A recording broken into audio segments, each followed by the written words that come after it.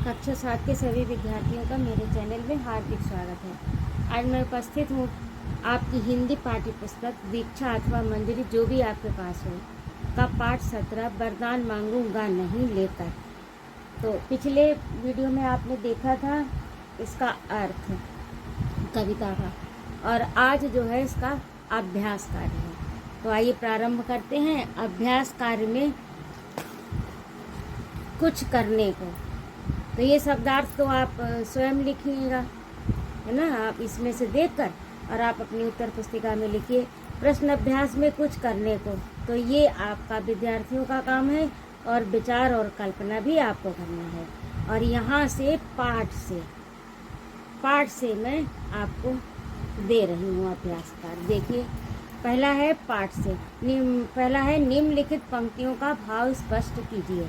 तो का में है कभी तिल तिल मिट जाने के बाद भी किस बात के लिए तैयार नहीं है। तो कभी तिल तिल, इसका होगा कभी तिल तिल मिट जाने के बाद भी दया की भीख लेने के लिए तैयार नहीं है। ठीक है। और अगला खा में है आपका संघर्ष पथ पर चलते हुए कवि का संकल्प क्या है। तो संघर्ष पथ पर चलते हुए कवि का संकल्प है कि जो भी है सब कुछ, संघर्ष पथ पर चलते हुए कवि का संकल्प है कि जो भी है सब कुछ मुझे स्वीकार है, सब सही है, अच्छा हो अथवा बुरा, मेरे लिए सब ठीक है।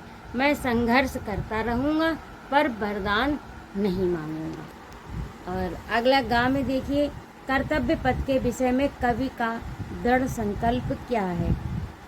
तो कर्तव्य पथ से कवि भागना नहीं चाहता है, उसका यही दृढ़ संकल्प है कि कर्तव्य पथ से कभी भागना नहीं चाहता, यही उसका दृढ़ संकल्प है। और अगला है निम्नलिखित पंक्तियों को उनके सही अर्थ से मिलाइए। तो आप अपनी पुस्तक में देखिए, मैंने यहाँ पर मिलाए हैं ना। देखिए, क्या हार में क्या जीत में किंचित नहीं भयभीत में। तो हार हो या जीत जरा भी, मैं जरा भी भयभीत नहीं। खा में है मैं विश्व की संपत्ति चाहूँगा नहीं, और इसका इससे मिलान होगा मैं संसार की संपदा की कामना नहीं करता। और गाँव में है आपका ये हार एक विराम है, जीवन महासंग्राम है। जीवन स्वयं एक महासंग्राम है, इसमें हार को क्षणिक विश्राम के रूप में लेना चाहिए। और इसके बाद में है आपका तीसरा, देखिए, कविता में जीवन को महासंग्राम क्यों कहा गया है। जीवन में उतार चढ़ाव, हार जीत, सुख दुख आते रहते हैं, जिनसे व्यक्ति को सामना करना पड़ता है। इसीलिए कवि ने जीवन को महासंग्राम कहा है। अब आगे आइए भाषा की बात में। इस कविता में क्या हार में क्या जीत में, इसमें एक ही पंक्ति में हार और जीत दो परस्पर विलोम शब्द आए हैं। आप भी कुछ ऐसी पंक्तियां बनाइए जिनमें दो परस्पर विलोम शब्द एक साथ आए हों, जैसे क्या सुख में क्या दुख में। तो इसका उत्तर ये मैंने लिखा है, और इसमें ये जो मैंने पंक्तियां लिखी हैं वो मेरी स्वरचित पंक्तियां हैं। जीवन हो या मरण किंतु पग डिगे ना मेरे, जीवन हो या मरण किंतु पग डिगे न मेरे। और दूसरा है सुख दुख की सखी धूप छाँव में जीवन चलता रहा निरंतर, रात दिवस सब झोंक दिए हैं किंतु पेट की बुझी न ज्वाला, रात दिवस सब झोंक दिए हैं किंतु पेट की बुझी न ज्वाला। तो इस प्रकार से ये वाक्य मैंने बनाए हैं, आप अपनी कॉपी में लिखिएगा, और मेरी ये पंक्तियाँ स्वरचित हैं। अगला है पाठ में आए तुकांत शब्द छांटकर उनका अपने वाक्यों में प्रयोग कीजिए। तो पहला है विराम, व्याकरण में विराम चिन्ह का प्रयोग आवश्यक है। और महासंग्राम, जीवन एक महासंग्राम है। जीत, इस बार खेल के मैदान में भारतीय खिलाड़ियों की शानदार जीत हुई, ये इसका वाक्य प्रयोग हो गया। और अगला है भयभीत, कितनी भी विषम परिस्थितियां हो किंतु भयभीत नहीं होना चाहिए। और अगला है जन जान, ये भी शब्द है। तीसरे में देखिए जन और जान, लोग, और जन का अर्थ होता है लोग और जान का अर्थ होता है प्राण। अब इनको केवल एक मात्रा के, अब देखिए इसमें जन है और इसमें जान है, तो केवल एक मात्रा का ही तो अंतर है। जन में मात्रा जा में नहीं लगी है और जान में आ में मात्रा लगी है। तो इस एक मात्रा के कारण ही दोनों का अर्थ काफ़ी भिन्न हो गया। अब जैसे केवल एक मात्रा के हेर फेर से उनके उच्चारण और अर्थ दोनों ही बदल गए हैं। नीचे कुछ शब्द युग्म दिए जा रहे हैं, तो उसका अर्थ स्पष्ट करते हुए अपने वाक्य में प्रयोग कीजिए। अब देखिए आगे। तो पहला है सुत। सुत का अर्थ होता है पुत्र। राम दशरथ के सुत थे। और सूत, सूत होता है धागा। दादी की आंखें कमजोर, दादी की आंखें कमजोर हैं। इसमें है छूट गया, इसे आप कर लीजिए। इसीलिए वे सुई में धागा नहीं डाल पाती हैं। धागा का अर्थ, धागा का वाक्य प्रयोग ये हो गया। अब अगला है नीर। नीर और नीड़ दोनों एक जैसे शब्द होते हुए भी दोनों में बहुत अंतर है। तो नीर का अर्थ होता है पानी। गंगा के नीर में कभी भी कीटाणु नहीं पनपते हैं। और नीड़ का अर्थ होता है घोंसला। मेरे घर में गौरैया ने एक घोंसला बनाया है। और अगला है मन। मन और मान। मन का अर्थ होता है चित्त। मन अत्यधिक चंचल होता है। और मान, मान का अर्थ होता है सम्मान। विद्वान सभी जगह मान पाता है। और कुल, कुल का अर्थ है वंश। श्री कृष्ण ने यादव कुल में जन्म लिया। तो ये इस तरह से आपका ये हो गया। और कूल का अर्थ होता है किनारा, यानी नदी के कूल का अर्थ होता है किनारा। नदी के कूल पर नाव स्थित है। ये के हट जाएगा यहाँ से, ये अतिरिक्त है। नदी के कूल पर नाव स्थित है। और अगला है क्रम और कर्म, इसमें छूट गया है। चलिए अभी लिख देती हैं। क्रम का अर्थ होता है व्यवस्थित। पुस्तक में अव्यवस्थित वर्णमाला को क्रम में लिखिए। और दूसरा है कर्म। ये क्रम है और इसमें कर्म। कर्म का अर्थ होता है कार्य। तो मनुष्य को अपना कर्म सदैव करना चाहिए। मनुष्य को अपना कर्म करना चाहिए। कर्म करना चाहिए। ठीक है, तो ये इनके दोनों क्रम और कर्म में इतना अंतर है। अगला है आपका 5 युग्म शब्द। ये तो इन्होंने दिए हैं, अब 5 युग्म शब्द आपको बनाने हैं, तो मैंने इन्हें बनाया। इन्हें आप नोट करिए और याद करिए। नम का अर्थ होता है आर्द्र, गीला। और नाम यानी संज्ञा, जैसे किसी का नाम, ये तो आप समझते ही हैं। तन का अर्थ शरीर और तान का अर्थ स्वर। कल का अर्थ चैन और काल का अर्थ समय। तल का अर्थ नीचे और ताल पोखर तालाब। हल समाधान और हाल परिस्थिति, हाल स्थिति।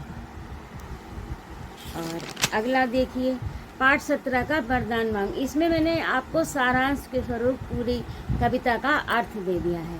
तो इसे आप पढ़िए और याद करिए और अपनी कॉपी पर लिखिए। और जहाँ पर जितना पूछा जाए पैराग्राफ चेंज करके दिया है, तो उसे आप अपने हिसाब से लिख लीजिए। संदर्भ प्रसंग इसका इसी तरह से रहेगा। तो उपरोक्त कविता हमारी पाठ्य पुस्तक दीक्षा अथवा मंजरी, मतलब जो भी आपके पास हो पुस्तक, उसका नाम लिखिएगा कि पाठ 17 वरदान मांगूंगा नहीं नामक पाठ से ली गई है। और इसके रचयिता शिवमंगल सिंह सुमन है। शिवमंगल सिंह इनका नाम है और सुमन इनका उपनाम कविता में है।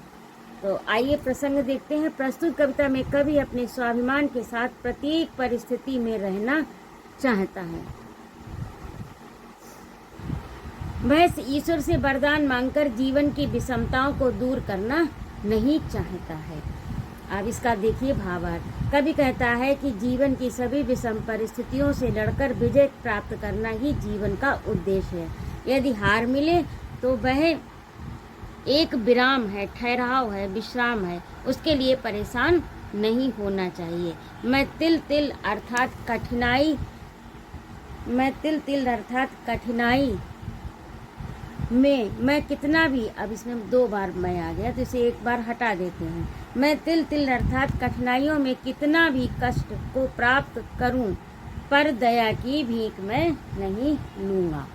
पर दया की भीख नहीं लूँगा, ये भी मैं हटा दीजिए, इसकी भी विशेष आवश्यकता नहीं है। कितना भी कष्ट को प्राप्त करूं, पर दया की भीख नहीं लूँगा, मैं वरदान नहीं मांगूंगा। कभी अगला देखिए, कभी कहता है कि मैं अपने खंडहर अर्थात टूटे फूटे मकान को महल बनाने के लिए तथा कठिनाइयों से पार होकर सुखद समय की स्मृतियों के सृजन हेतु विश्व की संपत्ति की कामना नहीं करूँगा, मैं वरदान मांगूंगा नहीं, मैं वरदान नहीं मांगूंगा। कभी कहता है कि क्या हार और क्या जीत, मैं दुखी भयभीत नहीं हो सकता, मेरे लिए सभी कुछ अर्थात अनुकूलता या प्रतिकूलता समान है, जो भी संघर्ष पथ में प्राप्त हो सभी मुझे स्वीकार है, मैं वरदान नहीं मांगूंगा। कभी कहता है तुम मेरे क्षुद्रपन को मत छुओ, क्षुद्रपन का अर्थ था छोटेपन को, तुम महान हो तो बने रहो, मेरे हृदय में जो भी विषमताएं हैं उनका मैं त्याग नहीं करूंगा, अर्थात जो भी कष्ट है, दुख है, वेदना है, उसका मैं त्याग नहीं कर सकता, मैं वरदान नहीं मांगूंगा।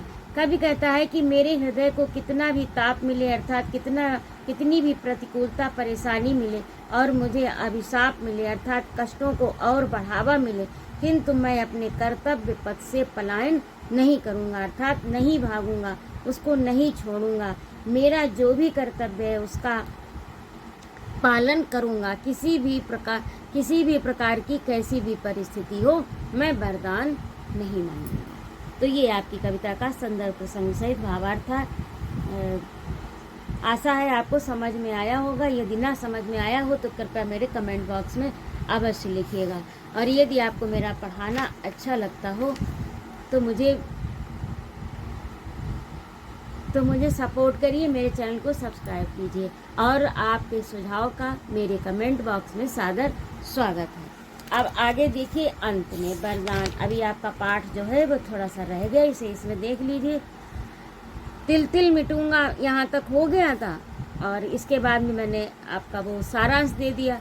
अब देखिए ये तिल तिल मिटूंगा पर दया की भीख नहीं लूँगा, क्योंकि जीवन एक विराम है, जीवन महासंग्राम है, जीवन बहुत अल्प है, जीवन में बहुत आराम है। तो इसका क्या होगा, जीवन महासंग्राम है, ये वाला सही होगा। और स्मृति सुगंध प्रहरों के लिए क्या नहीं चाहूँगा, तो इसके लिए विश्व की संपत्ति नहीं चाहूँगा। किन किन परिस्थितियों में कभी अपने कर्तव्य पथ से हटना नहीं चाहता है, तो इसका उत्तर होगा हृदय को ताप एवं अभिशाप प्राप्त होने पर, भयभीत होने पर, धमकाने पर, प्रताड़ित होने पर। तो इसमें आपका पहला है हृदय को ताप एवं अभिशाप प्राप्त होने पर। ये आपकी पंक्ति के कविता में पंक्ति आई है, आपको याद होगा। तो इस तरह से ये आपका आज पाठ पूरा हुआ, पाठ 17 आपका पूरा हुआ। और यदि आपको मेरा पढ़ाना अच्छा लगा हो तो कृपया मुझे अवगत अवश्य कराएं, क्योंकि आपकी टिप्पणी का मुझे इंतज़ार रहेगा। जय माँ भारती।